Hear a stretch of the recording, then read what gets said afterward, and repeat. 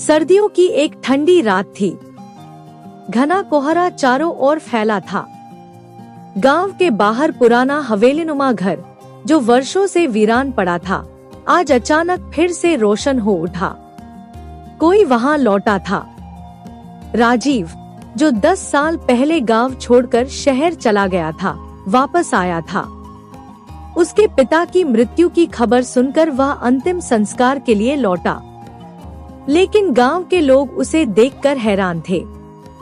उन्होंने कहा, तेरे पापा तो 5 साल पहले ही मर गए थे, तू अब क्यों आया?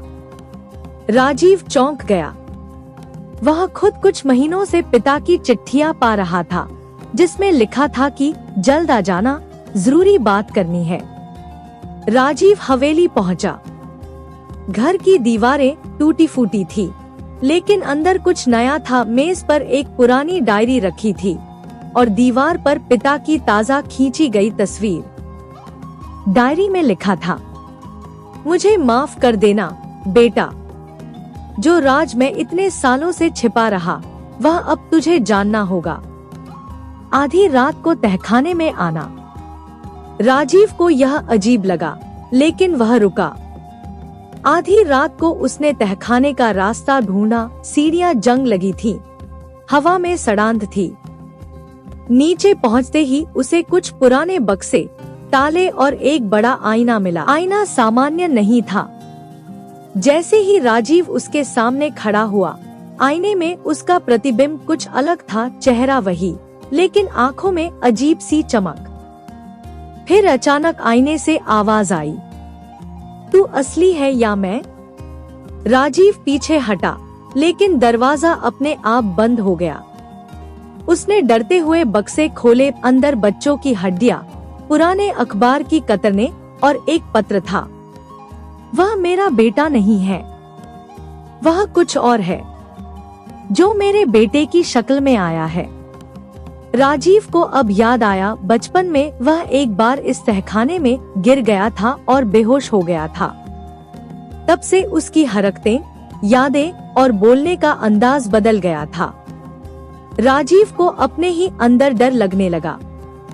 उसने आईने में देखा, उसका प्रतिबिंब मुस्कुरा रहा था, जबकि वह खुद कांप रहा था। फिर प्रतिबिंब बोला, अब बहुत देर हो चुकी है, मैं असली हूँ, तू परछाई है। और एक जोरदार झटके के साथ आईना टूट गया। राजीव बेहोश हो गया। सुबह गांव वालों को हवेली से एक चीख सुनाई दी। उन्होंने देखा, राजीव जमीन पर पड़ा है, लेकिन उसकी आंखें अब वैसी नहीं थी। वह अब पहले जैसा नहीं रहा। हफ्तों बाद गांव में अजीब घटनाएं होने लगीं। बच्चों के गायब होने की खबरें, हवेली के पास रातों को रोशनी जलना, और कोई अजनबी जो राजीव की शक्ल में लोगों से मिलता। एक दिन गांव के स्कूल की टीचर को बच्चों की पुरानी फोटो मिली, जिसमें राजीव बचपन में मौजूद नहीं था। गांव के एक बूढ़े बाबा ने कहा, राजीव कभी था ही नहीं, असली राजीव तो तहखाने में मर गया था। वो जो लौटा है, वो कुछ और है। गांव वालों ने हवेली को दोबारा बंद कर दिया। लेकिन कुछ महीनों बाद उसी गांव में एक नया लड़का आया। नाम बताया रवि, और चेहरा बिल्कुल राजीव जैसा।